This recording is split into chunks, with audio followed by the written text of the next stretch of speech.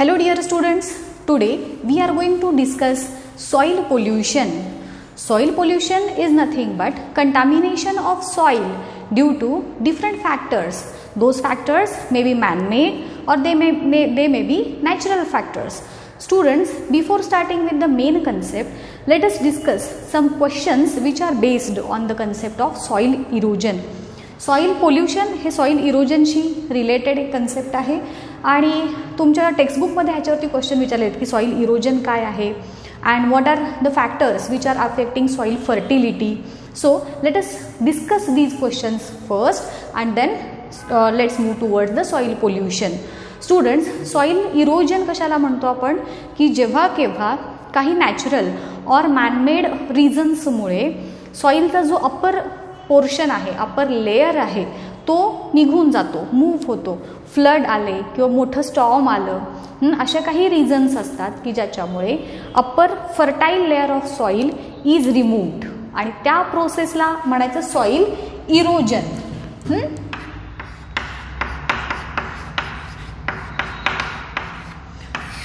Removal of upper fertile layer of soil. Okay, हे झालं soil erosion. Now what are the different factors which affect soil fertility?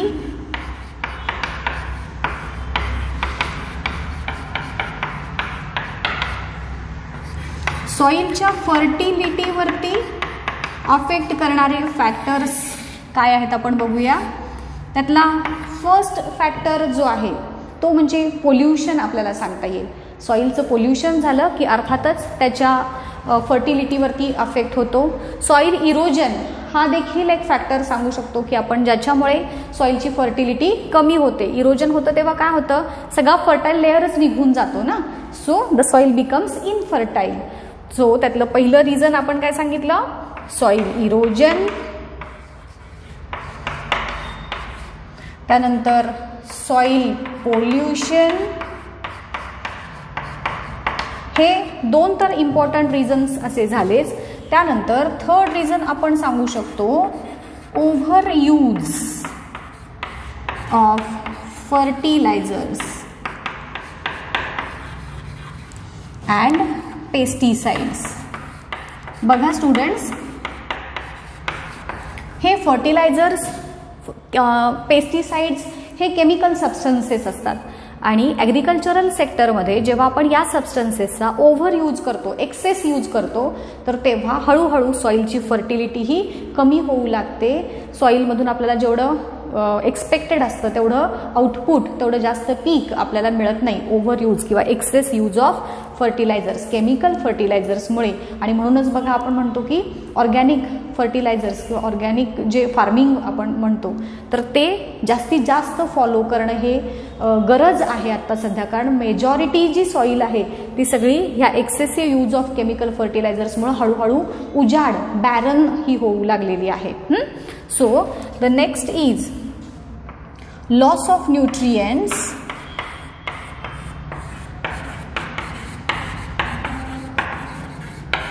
Loss of nutrients due to flood.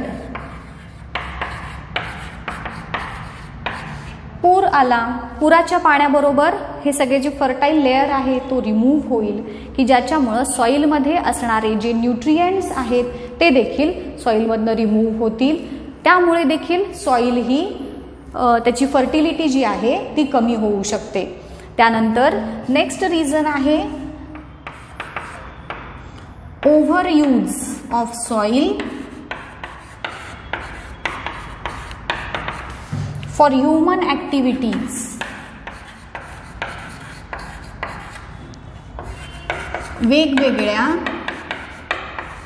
Human ॲक्टिव्हिटीजमुळे जर तुमची soil ही आहे त्याची fertility देखील हळूहळू कमी होऊ लागते. इंडस्ट्रियलायझेशन असेल किंवा अर्बनायझेशन असेल, मायनिंग असेल, अशा वेगवेगळ्या ह्युमन ॲक्टिव्हिटीज देखील सॉइलची फर्टिलिटी ही हळूहळू कमी करत जातात. त्यानंतर स्टुडंट्स हे काही बेसिक कॉजेस झाले किंवा बेसिक फॅक्टर्स झाले की ज्याच्यामुळे सॉईलची फर्टिलिटी अफेक्ट होते. आपण काही त्यातले मेन्शन केलेले आहेत. आता मेन आपण पार्टकडे वळूयात, सॉईल पोल्युशनकडे. सॉईल पोल्युशन म्हणजे अर्थातच मी तुम्हाला सांगितलं की अनवॉन्टेड सबस्टन्सेस जेव्हा वेगवेगळ्या रिझन्समुळे सॉईलमध्ये मिक्स होतात त्याला आपण सॉईल पोल्युशन म्हटलं. आता या सॉईल पोल्युशनचे कॉजेस किंवा रिझन्स ॲज सच असं तुम्हाला टेक्स्टबुकमध्ये काही दिलेलं नाही आहे, बट या सॉईल पोल्युशनचे काही रिझन्स देखील आपल्याला इथे सांगायचे आहेत. त्या रिझन्सपैकी पहिलं जे रिझन आहे, रिझन्स म्हणू किंवा कॉजेस म्हणू, हे तुम्हाला फाइंड आउट करायला सांगितलेलं आहे की बायोलॉजिकल सोर्सेस काय आहेत, केमिकल सोर्सेस काय, डोमेस्टिक सोर्सेस, असे वेगवेगळे सोर्सेस दिलेत तुम्हाला की ज्याच्यामुळं सॉईल पोल्युशन होतं, ते काय आहेत आणि त्याचा इफेक्ट काय होतो हे तुम्हाला फाइंड आउट करायला सांगितलेलं आहे. सो तो देखील पार्ट आपण इथे डिस्कस करणार आहोत. पहिला जे सोर्स किंवा रिझन किंवा कॉज आपण म्हणूया तो आहे डोमेस्टिक वेस्ट.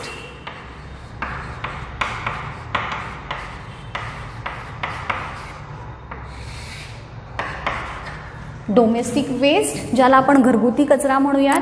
आता या डोमेस्टिक वेस्टमध्ये कोणते कोणते मटेरियल्स, कोणते कोणते सबस्टन्सेस इन्क्लूड होतात.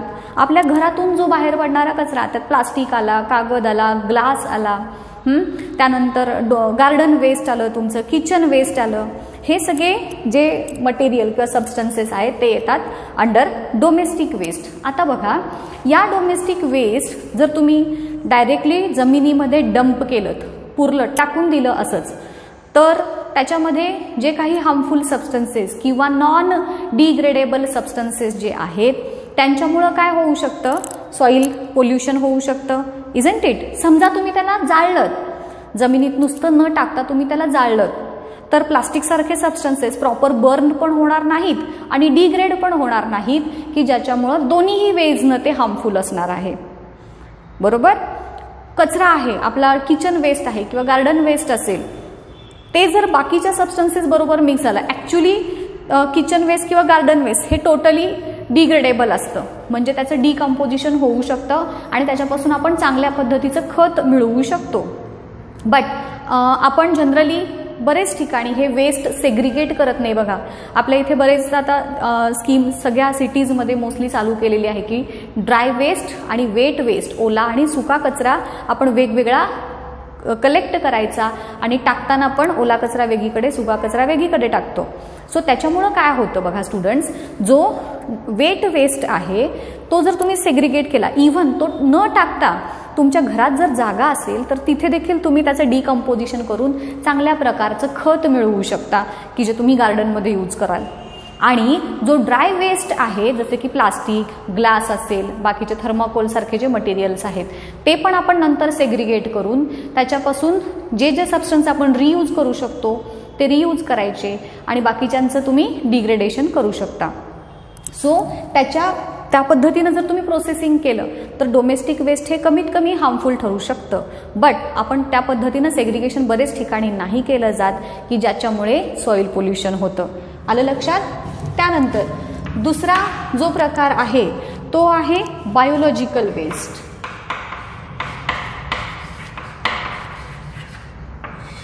डोमेस्टिक वेस्टमध्ये तुम्हाला मी काय सांगितलं, किचन वेस्ट, त्यानंतर पेपर, ग्लास, ई वेस्ट पण याच्यामध्ये येतं बरं काय स्टुडंट्स. आपला घरातला जो ई कचरा म्हणतो ना आपण, जे इलेक्ट्रॉनिक्सच्या वस्तू असतात त्या पण आपण अशा सरसकट टाकून देतो. मग त्याच्यात तर वेगवेगळे हार्मफुल असे केमिकल्स असतात, रेडिओ ॲक्टिव्ह सबस्टन्सेस असतात. तर ते जर तुमचे ह्या कचऱ्याबरोबर मिक्स झाले तर ते खूप हार्मफुल असतात की ज्याच्यामुळं मोस्टली सॉईल पोल्युशन तर होतंच, पण ते सबस्टन्सेस जसं की मर्क्युरी, लीड यासारखे जर मटेरियल्स तुमच्या ई वेस्टमध्ये असतील तर ते जमिनीमध्ये झिरपत झिरपत जाऊन ग्राउंड वॉटरपर्यंत पण जाऊ शकतात की ज्याच्यामुळे त्या ग्राउंड वॉटरचं देखील पोल्युशन हे होऊ शकतं. दुसरं आहे बायोलॉजिकल वेस्ट. याच्यामध्ये बघा ॲनिमल वेस्ट तुम्ही सांगू शकता, त्यानंतर ब्लड व्हायल्स, ऑपरेटेड पार्ट्स, हे देखील बॉडीचे पार्ट्स वेगवेगळे असतात. डेड ॲनिमल्स असतील हे तुम्ही याच्यामध्ये सांगू शकता, किंवा कॉटन, बँडेजेस, हे सगळे बायोलॉजिकल वेस्ट तुम्ही सांगू शकता की कोणत्या ना कोणत्या तरी लिव्हिंग ऑर्गॅनिझम्सकडून हे जर आलेले असतील ते आपण ह्या बायोलॉजिकल वेस्ट या कॅटेगरीमध्ये त्याला इन्क्लूड करूया. बायोलॉजिकल वेस्टमध्ये अजून काय लिहू शकतो आपण की कॉटन, ॲनिमल वेस्ट, कॉटन एक सांगू शकतो आपण ह्याच्यामध्ये की जो यूज्ड कॉटन असेल. आता बघा, हे जे यूज्ड कॉटन्स किंवा ब्लड व्हायल्स हे तुम्ही मेडिकल वेस्टमध्ये देखील इन्क्लूड करू शकता. आता याच्यामध्ये वेगवेगळ्या प्रकारचे हार्मफुल पॅथोजन्स असतात, मायक्रो ऑर्गॅनिझम्स असू शकतात ना. सो ते जर सॉईलमध्ये मिक्स झाले तर त्याच्यामुळे देखील वेगवेगळे डिसीजेस स्प्रेड होऊ शकतात. म्हणून ह्या प्रकारचे जे वेस्ट असतात, कॉटन, यूज्ड कॉटन किंवा ॲनिमल ब्लड्स जे आहेत ते, किंवा बॉडी पार्ट्स असतील, हे सगळे पार्ट्स आपल्या नॉर्मल वेस्टसोबत कधीही मिक्स करायचे नाहीत. त्याच्यामुळं वेगवेगळ्या प्रकारचे रोग हे होऊ शकतात. पॅथोजन्स सॉईलमध्ये मिक्स होतील, तिथून तुमच्या फूडमध्ये एंटर करू शकतात, तिथून वॉटरमध्ये पण जाऊ शकतात, बरोबर की नाही. आणि त्यामुळे व्हरायटी ऑफ डिसीजेस तुम्हाला होऊ शकतात. म्हणून हा एक दुसरा एक रिझन बायोलॉजिकल वेस्ट हा देखील आपण सांगू शकतो सॉईल पोल्युशनसाठी. त्याच्यानंतरचा जो थर्ड आहे तो आहे ॲग्रिकल्चरल वेस्ट.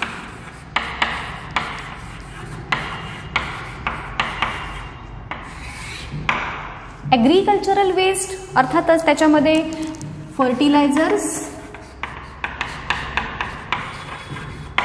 पेस्टिसाइड्स, मगाशी आपण जे डिस्कस केले ते, व्हरायटी ऑफ केमिकल्स हे याच्यामध्ये येतात. जेव्हा over use of these fertilisers और पेस्टिसाइड्स तुम्ही करता तर तेव्हा ते तुमच्या सॉईलची फर्टिलिटी टोटली डॅमेज करतात, सॉईलला इनफर्टाईल बनवतात. त्याच्यामध्ये जे प्रेझेंट असणारे natural micro organisms, natural flora किंवा फाउना, फ्लोरा म्हणजे प्लांट्स, फाउना म्हणजे ॲनिमल्स, आता इथे ॲनिमल्स म्हणजे आपण मायक्रो ऑर्गॅनिझम्स घेऊया, ते जो सगळा बॅलन्स आहे, ते जे सॉईलचं कंपोजिशन आहे ते सगळं चेंज होतं due to over use of chemicals. आलं लक्षात. सो हे झाले रिझन्स और कॉजेस. आता या सॉईल पोल्युशनचे आपल्याला जर इफेक्ट्स सांगायचे असतील तर आपण शॉर्टमध्ये काय सांगू शकतो. Let us see these effects one by one. आता आपण डिस्कस केलेच की वेगवेगळ्या ह्या सगळ्या रिझन्समुळे सगळ्यात पहिला इफेक्ट जो काही होतो सॉईलवरती तो म्हणजे त्याची फर्टिलिटी जी आहे ती कमी होते. So let us write the first effect, that is decreases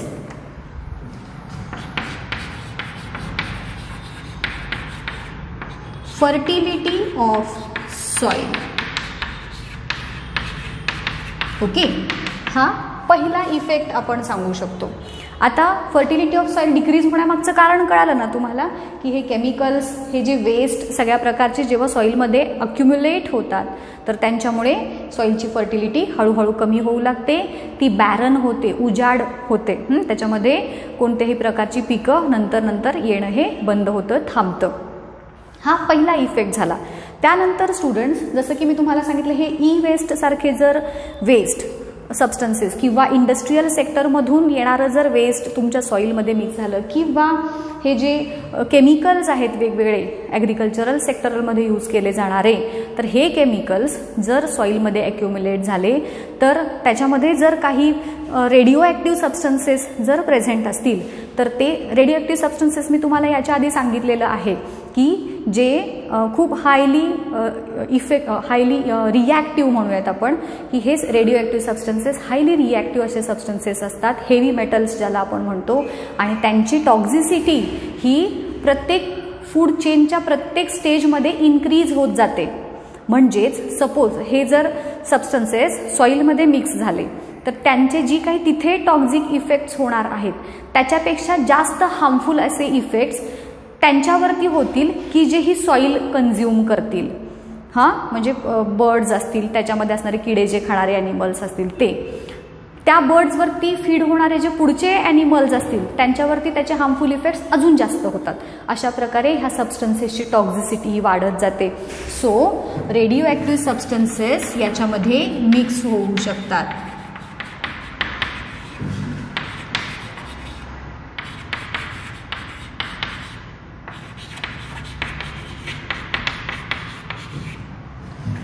which affect the productivity of the soil.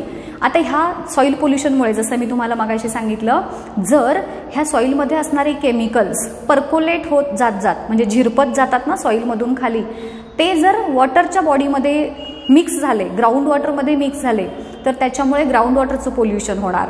समजा इरोजनच्या प्रोसेस थ्रू ते जर वॉटर बॉडीमध्ये मिक्स झाले, नदी तलाव ह्यासारख्या सोर्सेसमध्ये, तर त्यांचं देखील पोल्युशन हे या सॉईल पोल्युशनमुळे होऊ शकतं. म्हणजेच कॅन रिझल्ट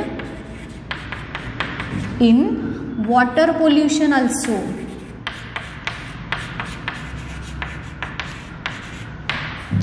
या सॉईल पोल्युशनमुळे वॉटर पोल्युशन देखील होऊ शकतो. सो हा एक इफेक्ट तुम्ही इथे सांगू शकता. अजून एक इथे तुम्हाला इफेक्ट सांगायचा आहे की याच्यामुळे व्हरायटी ऑफ पॅथोजेन्स म्हणजे डिसीज ज्यांच्यामुळं होतात ते मायक्रो ऑर्गॅनिझम्स, हे देखील तुमच्या फूड चेनमध्ये एंटर करू शकतात. सो स्प्रेड ऑफ पॅथोजेन,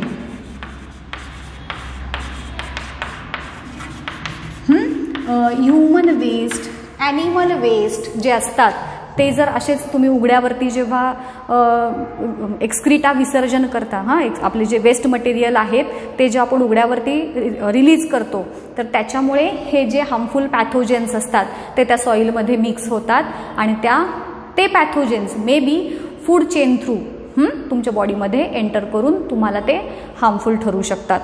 सो हे झाले काही harmful effects of soil pollution. व्यवस्थित लक्षात आलं तुम्हाला सॉईल पोल्युशन म्हणजे काय, त्याचे रिझन्स काय आहेत, त्याचे होणारे इफेक्ट्स काय आहेत. आजच्या लेक्चरमध्ये आपण इथेच थांबूयात. नेक्स्ट लेक्चरमध्ये ह्याचा पुढचा पार्ट बघूया.